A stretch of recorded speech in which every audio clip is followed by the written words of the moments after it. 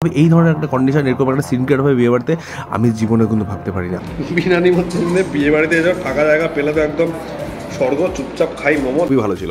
তো কাতল মাছটা যখন খেলাম তখন বুঝলাম এটা কিন্তু কাতল মাছ না। বাবু এদের চিকিৎসা আমি আজকে বেঁচে আছি।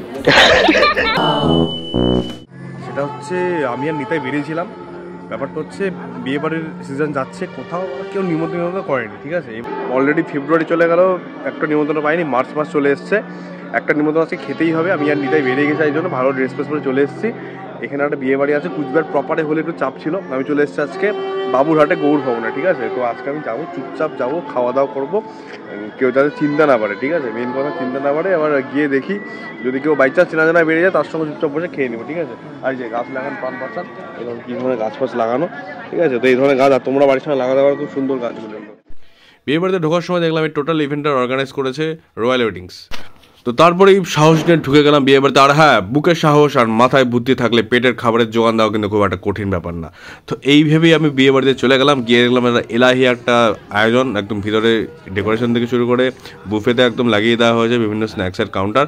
তো আমি একটু চেনা জানা মুখ খুঁজছিলাম, তো খুঁজতে খুঁজতে দেখি ভিতরে ফটোগ্রাফার যে ছিলেন বিয়ে বাড়িতে, সেই কিন্তু আমার পরিচিত এক ভাই। তো তাকে পেয়ে আমি তো খুবই খুশি, তার সঙ্গে ভাবলাম যে একসঙ্গে বিয়ে বাড়ি ঢুকে যাই, একদম চাপলেস কেস।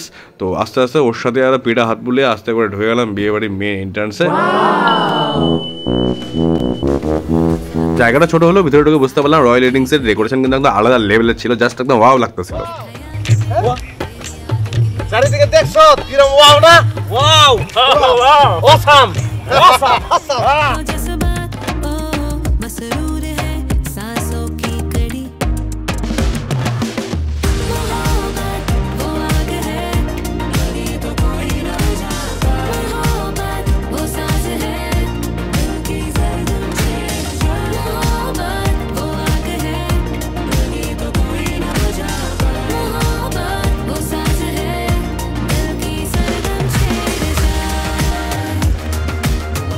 চারিদিকে এত সুন্দর ডেকোরেশন দেখতে দেখতে প্রথমবার এরকম হয়েছে যে টাইগার মিশনে এসে নিজের মিশনটাই ভুলে গেছে। তো যাই হোক, নিজের মিশন আবার মনে পড়ার পরে ডাইরেক্ট একদম গেলাম আর চিকেন পকোড়ার গামলার একদম হামলে পড়েছিলাম।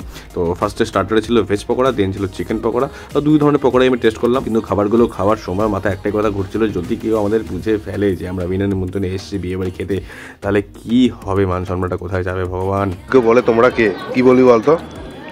আমি কিছু বলবো না, আমি বলবো তো বলবো পেশেন্ট বলবো। দেখিস, হ্যাঁ ডাক্তারও দুজনই ডক্টর। বাবু এদের চিকিৎসা আমি আজকে বেঁচে আছি। কি মোমো দাদা এটা? আচ্ছা, মোমোটা নিয়ে আমি দেখে গেলাম যে পাশে একটা ফাঁকা ঘর ছিল যেখানে কিছু মিউজিক্যাল ট্রুপ ছিল আর মণ্ডপটা সাজানো হয়েছিল। তো ভাবলাম যে এখানে মানে এখানে লুকিয়ে লুকিয়ে খাবার থেকে বেশ জায়গা হয়। চারদিকে ফাঁকা, বিনা নিমন্ত্রণে বিয়ে বাড়িতে এসে ফাঁকা জায়গা পেলে তো একদম স্বর্গ। চুপচাপ খাই মোমো, দেখি কেমন খেতে। সেরা মোমোটা সেরা। তারপরে চলে গেলাম বিয়ে বাড়ির শো স্টপারের কাছে, মানে ফুচকা কাকুর কাছে। মানে বিয়ে বাড়ি এসে ফুচকা স্টলে ফুচকা না খেলে কিন্তু অসম্পূর্ণ হয়ে যায়, তাই একদম বাটি হাতে দাঁড়িয়ে বললাম কাকুর সামনে। তো হাতে বাটি দেখে কাকু দিয়ে দিল ফার্স্টে ফুচকা। তারপর কাকু আরেকটা ফুচকা দিচ্ছিল, তখন না না কাকু জলে জমাতে হবে না, আমি একটু শুকনো পছন্দ করি। তোমরা বাড়ির সঙ্গে লাগাতে পারো, খুব সুন্দর গাছগুলো। তারপর ভাবলাম যে মিউজিক্যাল ট্রুপসের একটু গান বাজনা শুনেই আসি। তো দেখলাম রয়্যাল ওয়েডিংস থেকে যে ইনস্ট্রুমেন্টের যে ট্রুপসটাকে অ্যারেঞ্জ করা হয়েছিল এটা কিন্তু বেশ ভালো ছিল। আর কাকুকে বললাম কাকু এই স্যাক্সোফোনটা বাজাচ্ছিল, আমাকে বাজাতে দেবে? কাকু শুনে বাজানি বন্ধ করে দিল। পরে বুঝতে পারলাম কাকুর রেগে যাওয়ার কারণ হলো আমার ভুল উচ্চারণ। তারপর চলে গেলাম মেন কোর্স খেতে। আর মেন কোর্সে কিন্তু অনেক লম্বা একটা মেনু কার্ড ছিল। আর প্রথমেই চলে আসলো আমার ফেভারিট বিয়ে বাড়ির এই গরম গরম ডাল আর এই বেগুনিটা। এটা কিন্তু বিয়ে বাড়ি গেলে আমি একদমই মিস করি না, বিয়ে বাড়ির ডালটা আমার অসাধারণ লাগে। আর এখানে একটা ফিশ ফিঙ্গার দেওয়া হয়েছিল, ফিশ ফিঙ্গারটা কিন্তু অসাম ছিল, ওই জন্য দেখতে পারে আমি দুটো ফিশ ফিঙ্গার নিয়ে নিচ্ছি, একটা খেয়ে কিন্তু মন ভরেনি। আর আশেপাশে দেখো ওইদিকে কিন্তু অনেক লোক ছিল, কিন্তু এই কোনায় আমি আর নিতাই চুপচাপ একদম মানে কি বলবো একদম আন্ডার কভার এজেন্টের মতো চুপচাপ বসে গেছি খেতে। তারপরে চলে আসলো কাতল মাছের এই সর্ষে দিয়ে ভাপা। কাতল মাছটা কিন্তু বেশ ভালো লেগেছিলো। কাতল মাছ আমার এমনি পার্সোনাল খুব ফেভারিট। আর বিয়ে বাড়িতে বিরিয়ানির মধ্যে খেতে গিয়ে কাতল মাছ ভাপা আর ভাত আলাদাই। তোমরা কি কাতল মাছ খেতে ভালোবাসো তোমরা একটু কমেন্টে জানাও। আর সাথে কিন্তু ছিল এই ছোটো আলু দিয়ে চিংড়ি মাছটা, এটা কিন্তু বেশ ভালো ছিল। চিংড়ি মাছ খেলে অনেকের অ্যালার্জি হয়, কিন্তু আমার একটু হলেও আমি বিয়ে বাড়ি গেলে চিংড়ি মাছ একদম মিস করি না। এই চিংড়ি মাছটা কিন্তু খুবই ভালো ছিল। তো কাতল মাছটা যখন খেলাম তখন বুঝলাম এটা কিন্তু কাতল মাছ না, জাস্ট রসগোল্লার মতো ছিল মাছটা। মানে এত সুন্দর কাতল মাছ অনেকদিন পরে কোনো বিয়ে বাড়িতে খেলাম, তাই জন্য বললাম যে ভাই একটা কাতল মাছে কিন্তু পোষাচ্ছে না। এখানে ফ্রাইড রাইস চলে এসছে, তখন ফ্রাইড রাইসের মাটন চলে এসছে, ফ্রাইড রাইস চলে এসছে। ফ্রাইড রাইস পাওয়ার পরে বললাম যে না, ফ্রাইড রাইস মাটনে না ঢুকে আর এক পিস কাতল মাছ। এখানে পাশে কিন্তু একটা ব্যাচ বসে গেছিলো, কিন্তু আমরা বললাম যে না, যতই ব্যাচ বসুক না কেন ভাই, কাতল মাছটা এত ভালো, কাতলা মাছ আরেকটা না খেলে কিন্তু একদমই পোষাবে না। তাই জন্য আমাদের জন্য দুজনের জন্য দুটো কাতল মাছ চলে এসেছিলো।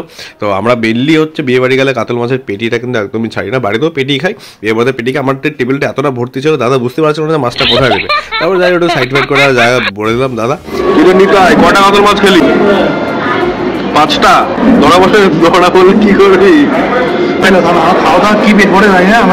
কাতল মাছের সাইজ এত বড়, বাপরে বাপ, 120 গ্রামের পিস এক একটা। তারপর চলে গেল মেইন কোর্সের মেইন আকর্ষণ, যেটা হলো ফ্রাইড রাইস আর পাঠার মাংস। মানে ফ্রাইড রাইসের মধ্যেই পাঠার মাংসের ঝোল মিশিয়ে খাওয়াটা বাঙালির কাছে আলাদা লেভেলের একটা স্যাটিসফ্যাকশন আর কি। আর পাঠার মাংসটা কিন্তু আলাদা লেভেলের সফট ছিল, পুরো কচি, নিতার মতো পুরো কচি। বিনা নিমন্ত্রণে গেলেও ক্যাটারিং এর লোকরা কিন্তু আমাদের যাচাই করে করে পাঠার মাংস খাচ্ছিল, যেটা খুব রেয়ারলি দেখা যায়। আর ফ্রাইড রাইসটার মধ্যে অনেক ধরনের ভেজিটেবল ছাড়া কিন্তু পনিরও ছিল। ফ্রাইড রাইসটা এত টেস্ট হয়েছে, তাই ভেবেছিলাম যে ফ্রাইড রাইসটা শেষ করার জন্য আর 2 বাটি মাংস নিয়েই নিই। আর এই ধরনের মাটন পেলে, আমি সত্যিকারের কথা বলছি, যারা খাসি লাভার আছো, তারা সাউথ বেঙ্গল থেকে দেখছো, তাদের বলবো তোমরা যদি এই ধরনের কচি পাঠা পাও, তোমরা কিন্তু খাসি মাসি সব ভুলে যাবে, ঠিক আছে? একটা দাদা বলে না, খাসিরে খাসি পেটে বললেই হাসি। যাই হোক, তারপর চলে আসলো আমাদের বিয়েবাড়ির যেটা মেইন ডেজার্টে যেটা থাকে, আমাদের বাঙালিদের স্পেশাল চাটনি। এখানে ফ্রুট চাটনি ছিল।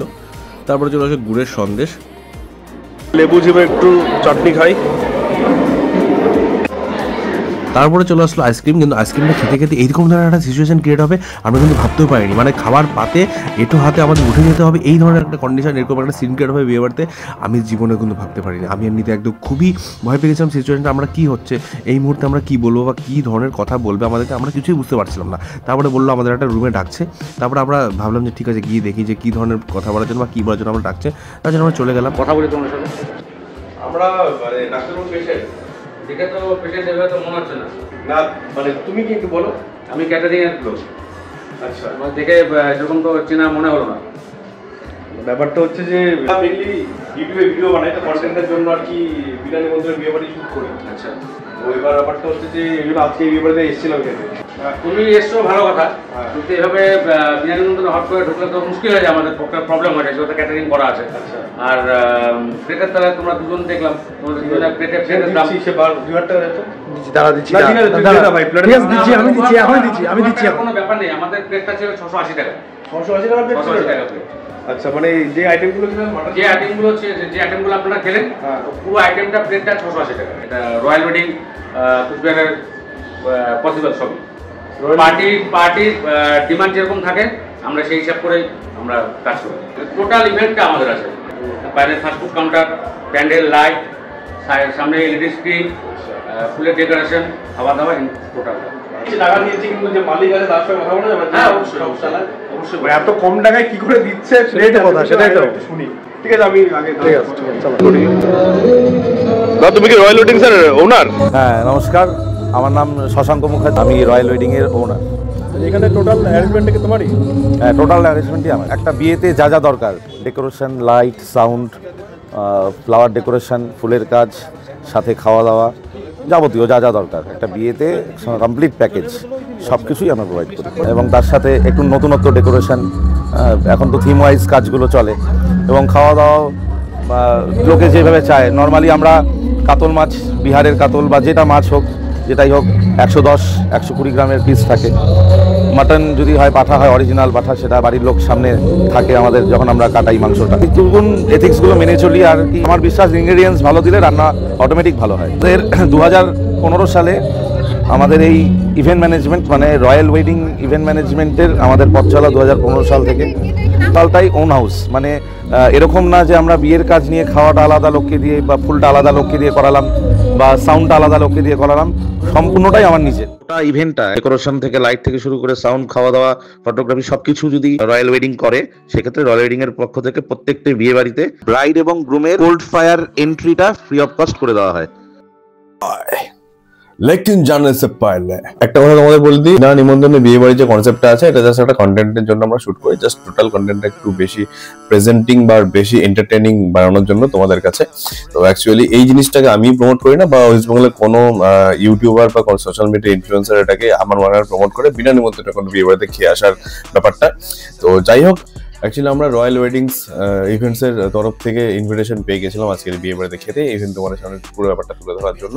ইভেন তোমরাও যদি তোমাদের যে কোনো বিজনেস হোক, রেস্টুরেন্ট হোক, সেলন হোক, পার্লার হোক, ওয়েলনেস সেন্টার হোক, জিম হোক, এনি কাইন্ড অফ বিজনেস, যদি তোমরা প্রমোশনের জন্য যোগাযোগ করতে চাও তাহলে এই নাম্বারে ফোন করতে পারো আর ডাইরেক্টলি আমার সঙ্গে কথা বলতে পারো সেই ব্যাপারে। অ্যাকচুয়ালি অনেকে ইনবক্সে মেসেজ করে এই প্রমোশন রিলেটেড কথা বলার জন্য, সব মেসেজ আমাদের দেখা হয়তো অনেক সময় পসিবল হয়ে ওঠে না, তাই জন্য আজকে নাম্বারটা দিয়ে দিলাম।